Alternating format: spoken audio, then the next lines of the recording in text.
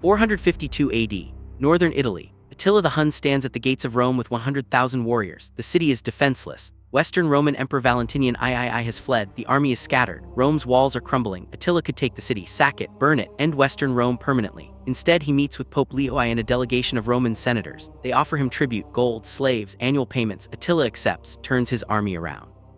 Marches away, never invades Rome, never destroys the city, just takes the money and leaves. This wasn't mercy, this wasn't weakness, this was strategy. For 50 years, the Huns had perfected the most profitable military strategy in history. Don't conquer, threat to conquer, make the threat so terrifying that enemies pay you to stay away. Extortion on a civilizational scale, tribute more valuable than conquest, and it worked. The Huns extracted millions of pounds of gold from Rome without fighting a single major battle, made more money from threatening war than from waging it, until Attila died, and the entire strategy collapsed overnight. This is how one man held an empire hostage, how extortion became national policy, how the threat of destruction was more valuable than destruction itself. The Huns explode into history around 370 AD, nomadic warriors from Central Asia, possibly from the steppes near modern Kazakhstan or Mongolia. Nobody knows their exact origins. Roman historians describe them as barely human, living on horseback, eating raw meat, drinking horse blood, disfiguring their faces with ritual scars. These descriptions are propaganda, designed to dehumanize enemies, make them seem monstrous, but the Huns were genuinely terrifying. Not because they were monsters, because they were effective. Masters of mounted archery, composite bows that could shoot 300 yards, warriors who learned to ride before they could walk, an entire society built around mobility and warfare, and they were moving west. 370s AD, the Huns cross the Volga River, encounter the Alans, a nomadic Iranian people controlling the steppes north of the Caucasus. The Huns destroy them not through pitched battle, through constant raiding, hit-and-run attacks. The Alans can't pin down the Hun armies, can't force decisive engagement. Eventually, the Alan Confederation collapses. Survivors join the Huns or flee west. Next target, the Goths. The Goths are Germanic tribes settled north of the Black Sea. Agricultural communities, organized kingdoms, professional warriors, they should be able to defend themselves. They can't. The Huns appear like storms. Hundreds of mounted archers shoot from distance, never close for melee combat. When Gothic cavalry charges, the Huns retreat, lead them into ambushes, surround them, annihilate them. Gothic infantry is useless, can't catch mounted enemies, can't return fire at that range, can't defend against enemies who won't stand and fight. 376 AD. The Goths break. Hundreds of thousands of Gothic refugees flee to the Roman Empire's borders, beg for asylum, tell Romans about the Huns, about the horsemen who can't be defeated. Rome allows some Goths to settle inside imperial borders as foederati, allied peoples who provide soldiers in exchange for land. This solves the immediate refugee crisis, creates a long-term disaster. Goths inside Roman territory, armed, organized, angry about mistreatment. In 378 AD, they revolt, destroy a Roman army at Adrianople, kill Emperor Valens. Rome is weakened, distracted by internal conflicts, Gothic settlements, civil wars between rival claimants to the throne. The Huns watch, learn, see that Rome is vulnerable, see that Rome pays enemies to go away, and realize they can exploit this. 395 AD, Roman Empire splits permanently into western and eastern halves. Western Rome, capital in Ravenna later, controls Italy, Gaul, Spain, Britain, North Africa. Eastern Rome, capital in Constantinople, controls Balkans, Greece, Anatolia, Syria, Egypt. Both empires are wealthy but militarily weak. Armies are increasingly composed of barbarian foederati rather than Roman citizens. Generals are often Germanic. Loyalty is questionable. The Huns see opportunity, not to conquer. Conquering means administration, garrison duty, rebuilding infrastructure, dealing with rebellions, expensive, difficult, unprofitable. Better to threaten, make the threat credible by occasionally raiding. Then negotiate tribute, take the gold, leave. Let Rome keep the territory and all the problems that come with it. This becomes Hun national strategy. Early 400s, Hun raids into the Balkans intensify. Eastern Roman Empire pays tribute to stop them. Small amounts at first, a few £100s of gold annually. The Huns leave, come back next year, demand more. Eastern Rome pays again. Easier than fighting, cheaper than war. The pattern establishes. Huns raid, Rome negotiates. Huns take gold and withdraw. Nobody wins decisively, but the Huns make profit without losses. Rome buys time without battles. Strange equilibrium. Extortion normalized into foreign policy.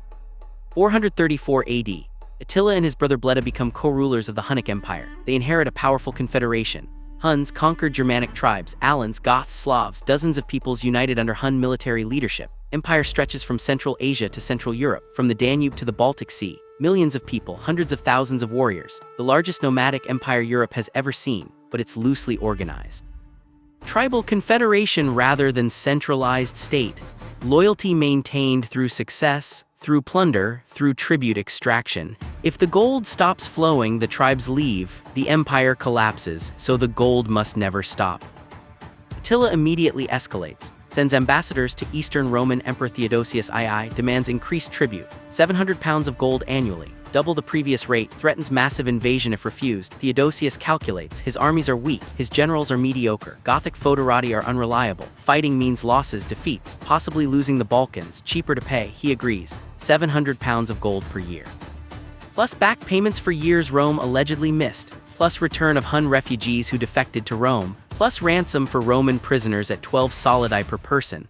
The terms are humiliating. Rome is paying enemies not to attack, paying ransom for citizens, returning refugees to probable execution, but Theodosius signs, the gold flows east. Attila uses the gold strategically, doesn't hoard it, distributes it, rewards tribal leaders who stay loyal, funds new raids into regions Rome doesn't protect, recruits new warriors, buys weapons, breeds horses. The tribute finances expansion, makes the Hunnic Confederation stronger, more dangerous, more expensive to appease. This is the genius of the strategy. Every payment makes the next threat more credible. Every tribute makes the Huns more powerful. Rome is financing its own intimidation. 445 AD. Attila murders his brother Bleda, becomes sole ruler. Contemporary sources don't explain why. Possibly Bleda wanted peace, wanted to settle, build cities, stop raiding. Attila sees this as weakness. The Hunnic Empire exists because of extortion. Stop threatening, stop getting paid, tribes leave. Settle down, the empire dissolves, so Bleda had to go. Attila rules alone, escalates immediately. Demands 2,100 pounds of gold annually from Eastern Rome, triple the previous rate. Theodosius refuses. Attila invades. The Balkan campaign of 447 AD is devastating. Hun armies pour across the Danube. 70 cities are destroyed according to contemporary accounts. Possibly exaggeration, possibly accurate. The Huns use terror deliberately, burn cities that resist, massacre populations, take survivors as slaves. The goal isn't conquest, it's demonstration, showing what happens if Rome doesn't pay, creating examples that make the next negotiation easier. By the time Attila reaches Constantinople's walls, Eastern Rome is desperate. The city itself is defended, massive triple walls, garrison of thousands, naval superiority. Attila can't take it, doesn't try, just camps outside, burns suburbs, waits for negotiations. Theodosius sends ambassadors, negotiates new treaty, 2,100 pounds of gold annually, 6,000 pounds immediately as back payment, expanded territory along the Danube handed to Hun control as buffer zone, return of all Hun refugees, ransom raised to 12 solidi per prisoner. Rome is now paying approximately $50 million per year in modern equivalent, plus one-time payment of $150 million for nothing. For Attila's promise to leave, which he does, takes the gold, withdraws, mission accomplished, empire financed for another few years. But Attila sees the limits. Eastern Rome is exhausted, can't pay much more, cities are destroyed, tax base is diminished, future tribute will decline, time to diversify. Western Rome is wealthier, controls Italy, Gaul, Spain, rich provinces, hasn't been paying tribute, thinks themselves safe, they're wrong.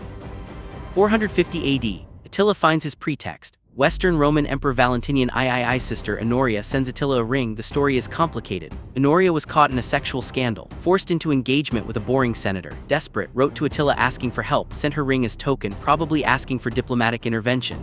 Attila interprets it as marriage proposal, claims Honoria is now his betrothed. Demands half of Western Roman Empire as dowry. Valentinian refuses, calls it absurd. Attila has his pretext, war. 451 AD. Attila crosses the Rhine with an army estimated at 100,000 warriors. Size is debated. Contemporary sources exaggerate, but it's massive. Huns, Gepids, Ostrogoths, Heruli, Thuringians, Alans, dozens of peoples. The largest nomadic army Western Europe has ever seen. They burn Metz, besiege Orleans, ravage Gaul. Western Rome panics, turns to their magister militum, Flavius Aetius. The last competent Roman general. Aetius spent his youth as hostage to the Huns, knows their tactics, understands their language, has personal relationship with Attila. He mobilizes a coalition, Roman troops, Visigothic foederati under King Theodoric, Franks, Burgundians, Saxons, uniting barbarian kingdoms that normally fight each other. Common enemy creates strange allies. June 451 AD. Battle of the Catalonian Plains, also called Battle of Chalons. Location debated, somewhere in northeastern France. Both armies are enormous, tens of thousands on each side. This is one of the largest battles of late antiquity. The fighting is brutal. Theodoric, the Visigothic king, dies in battle. His son Thorismund takes command, continues fighting. By nightfall, both sides are exhausted. Casualties are massive. Sources claim 165,000 dead. Obvious exaggeration, but losses are catastrophic. Attila withdraws to his camp, considers suicide if Romans attack again. They don't. Aetius lets him retreat. Why? Possibly because Aetius needs the Hun threat to remain relevant. If the Huns are destroyed, his Visigothic allies might turn on Rome. Better to let Attila retreat. Maintain the balance, keep the barbarians fighting each other. Attila retreats across the Rhine. The campaign failed, didn't conquer Gaul, didn't get Honoria, lost thousands of warriors, but he also learned something. Western Rome can be defeated. The coalition barely held, another push might break them. And Western Rome hasn't paid tribute yet, they owe him. For all the years they watched Eastern Rome pay while staying safe. Time to collect. 452 AD. Attila invades Italy. This time no distractions, no marriage pretext, just invasion. The Hun army crosses the Alps, destroys Aquileia after 3-month siege. The city was supposedly impregnable. Attila takes it by damming the river, lowering the water level and undermining the walls. Once Aquileia falls, the road to Rome is open. Cities surrender rather than resist. Valentinian flees Ravenna. The Western Roman capital is abandoned. Nobody can stop Attila now. Rome is defenseless. The end of Western Rome seems inevitable. Then Attila stops, doesn't march on Rome immediately. Waits, negotiates. Pope Leo leads a delegation, meets Attila personally, offers tribute, gold, annual payments, grain, slaves, recognition of Hun interests in the Balkans, return of some Roman prisoners. The terms are generous, not as extreme as what Eastern Rome paid, but significant. More importantly, Attila's army is tired. Casualties from Italy campaign, disease is spreading, malaria possibly. Supply lines are stretched. Taking Rome means siege, urban warfare, more losses, and Rome is mostly symbolic now. The real capital is Ravenna. Western Roman government is fragmented. Conquering Italy means governing Italy, administering provinces, dealing with rebellions, expensive, difficult. Attila does the math, take tribute now. Withdraw, let Rome stay intact and keep paying, or take Rome, get plunder. Then spend years occupying Italy while tribes back home wonder why the gold stopped flowing. Better to take the money, leave, come back later if needed. Pope Leo offers the deal. Attila accepts, turns around, marches north. Rome is spared not by military defense, by payment, by making tribute more valuable than conquest. 453 AD. Attila marries again. His latest wife is a young woman named Ildiko, Germanic or possibly Gothic, beautiful according to sources. The wedding feast is extravagant. Attila drinks heavily, celebrates, goes to his chamber with his new bride. Next morning attendants find him dead. Ildiko is alive but terrified, blood is everywhere. Attila apparently suffered a nosebleed during the night, possibly from excessive drinking. Choked on his own blood while unconscious. Drowned in blood from a nosebleed, the greatest warlord in Europe, the man who held Rome hostage. Dead from drinking too much at his wedding. Alternative theories exist. Some sources suggest Ildiko assassinated him. Revenge for Germanic peoples he destroyed, poison, suffocation, but most historians accept the nosebleed explanation. Attila was in his late 40s or early 50s, heavy drinker, physical stress from decades of campaigning. Nosebleed drowning is plausible, unspectacular, embarrassing, but possible. Either way, he's dead, and the Hunnic Empire dies with him. The problem is succession. Attila had multiple sons, at least a dozen, some sources say more. He never designated a clear heir, never built institutions that could survive his death. The empire was personal, based on his reputation, his relationships with tribal leaders, his ability to deliver gold. When he dies, the sons fight over inheritance. Civil war erupts immediately. Germanic tribes under Hun rule see opportunity. Revolt, Gepids, Ostrogoths, Heruli. They've been paying tribute to the Huns, providing warriors, getting nothing but demands. Now they want independence. 454 AD. Battle of Netta, Pannonia, modern Hungary. Gepid king Ardaric leads a coalition of Germanic tribes against Attila's sons. The Hunnic army is destroyed. Elek, Attila's eldest son and supposed heir, is killed in battle. Surviving Hun forces retreat east. The empire fragments. Tribes declare independence. Former subjects carve out kingdoms. The Ostrogoths establish themselves in Pannonia. Gepids take Transylvania. Heruli settle along the Danube. The Hunnic confederation that dominated Eastern Europe for 50 years collapses in 12 months. Attila's surviving sons retreat to the Pontic steppe, try to rebuild, can't, the gold has stopped, no tribute from Rome, no plunder from raids, warriors desert, tribes leave. By 469 AD, the last Hunnic kingdom in the Caucasus region is defeated by local peoples. The Huns disappear from history, some merge with other nomadic groups, some are absorbed into Germanic kingdoms, some retreat further east into Central Asia, but as a distinct political entity they're gone. Total collapse, from European superpower to historical footnote in 15 years. The Hun strategy worked brilliantly while Attila lived, but it had fatal structural weaknesses. First, it was personality dependent. The entire system relied on one man's reputation. Attila was known, feared. When he threatened invasion, people believed him. When he negotiated, people trusted the deal. His sons were unknown, untested. When they threatened, Rome could call the bluff. When they negotiated, tribes could revolt. Personal reputation doesn't transfer, institutions do. Attila built a personal empire, not an institutional one. Second, extortion requires constant escalation. Each tribute payment finances expansion, makes the Huns stronger, more threatening, more expensive to appease. This works as long as victims can pay. But eventually Rome was exhausted. Eastern Rome's Balkans were destroyed, tax revenue collapsed. Western Rome was fragmenting. Gothic kingdoms were becoming independent. There was no more gold to extract. The extortion model had a ceiling. Attila hit it. His sons tried to continue. Couldn't. The victims were broke. Third, the empire had no internal economy. The Huns were nomadic, didn't farm, didn't build cities, didn't manufacture goods. Wealth came from outside, tribute, plunder, ransoms. When external sources dried up, there was nothing internal to sustain the state. Compared to Rome, when Rome lost territories, they still had agriculture, trade, manufacturing. Economic base allowed survival. The Huns had horses, warriors, extortion, nothing else. When extortion stopped working, economic collapse was immediate. Fourth, conquered peoples had no incentive to stay. The Gepids, Ostrogoths, others paid tribute to the Huns, provided warriors, got nothing in return except demands. No trade benefits, no protection from other enemies, no cultural exchange, just extraction. As soon as Attila died, there was no reason to stay. They left, violently, eagerly. Roman foederati sometimes rebelled, but they also sometimes stayed loyal. They got land, citizenship rights, participation in Roman culture. The Hun subjects got nothing, so they left the first chance they got. Fifth, the strategy created no lasting infrastructure. Attila didn't build roads, cities, administration, legal systems. He built an army. When the army lost cohesion after his death, there was nothing underneath. No bureaucracy to maintain order, no cities to anchor control, no institutions to preserve knowledge. Rome fell but left infrastructure that shaped Europe for 1,000 years. The Hunnic Empire left nothing. Archaeological evidence of Hun occupation is minimal. Few buildings. Few artifacts, few written records. They pass through history like a storm, terrifying while present, forgotten when gone.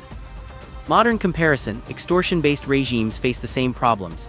North Korea threatens nuclear war, receives aid to stop. The strategy works short-term, but requires constant escalation, eventually hits limits. Can't actually launch nukes or they're annihilated. Can't stop threatening or aid stops, trapped in cycle. Somali pirates extorted shipping companies, worked until international naval patrols made it unsustainable. ISIS controlled territory through terror. Collapsed when military pressure exceeded their ability to defend. Extortion works until it doesn't. Then collapse is rapid and total. Attila's legacy is paradoxical. He's remembered as one of history's great conquerors, called the Scourge of God by Christian sources, portrayed as destroyer of civilization. But he conquered almost nothing, never permanently held territory, never established lasting kingdom, never built cities or institutions. What he actually did was run history's most successful protection racket, made Rome pay millions to stay away, more profitable than conquest, more sustainable than occupation. Until it wasn't. The Western Roman Empire survived Attila, barely, continued for another 23 years, finally collapsed in 476 AD when Germanic general Odoacer deposed the last emperor. The Eastern Roman Empire survived another 1,000 years, became the Byzantine Empire, thrived. The Huns contributed to Roman decline, forced them to pay tribute, destroyed cities, weakened defenses, but didn't deliver the killing blow. Rome died from internal decay, economic collapse. Political fragmentation, military weakness. The Huns were just one of many pressures, possibly not even the most important. But Attila changed warfare, showed that threatening could be more profitable than fighting, that psychological pressure could extract wealth without risk, that reputation and terror could replace actual military action. Medieval kingdoms adopted this, demanded tribute from neighbors, paid protection to avoid invasion. The Danegeld in England paying Vikings not to raid. The practice lasted centuries. Islamic caliphates paid tribute to steppe peoples. Chinese empires paid nomads. The Aztecs received tribute from conquered peoples without direct occupation. Attila's model worked, just not sustainably. Genetic studies show Hun impact was minimal. Unlike the Mongols who left genetic legacy across Eurasia, the Huns disappeared genetically.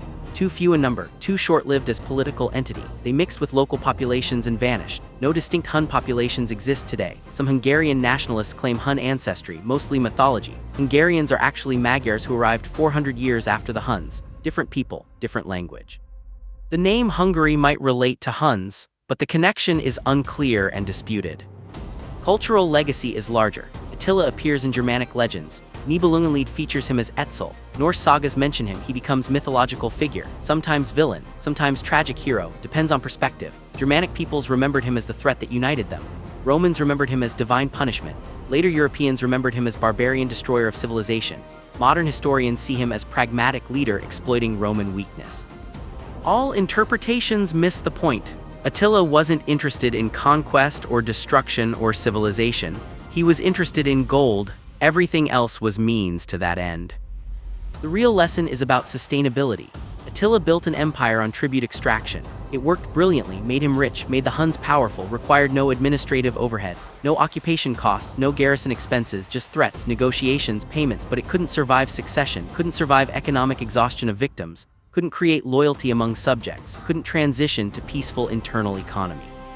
When Attila died, the whole structure collapsed in months, because it was never about building something lasting, just about taking while the taking was good. This is cinematic history tales where unconventional strategies get exposed, where we learn that winning without fighting is possible but unsustainable, where we understand why extortion empires collapse overnight. Subscribe because Attila's story isn't about conquest, it's about extraction, about making enemies pay for peace, about the limits of fear-based power, about what happens when a system depends entirely on one person and that person dies from a nosebleed at his wedding. The man who nearly destroyed Rome without fighting them, who made millions from threatening rather than invading, who built an empire on extortion and watched it die with him.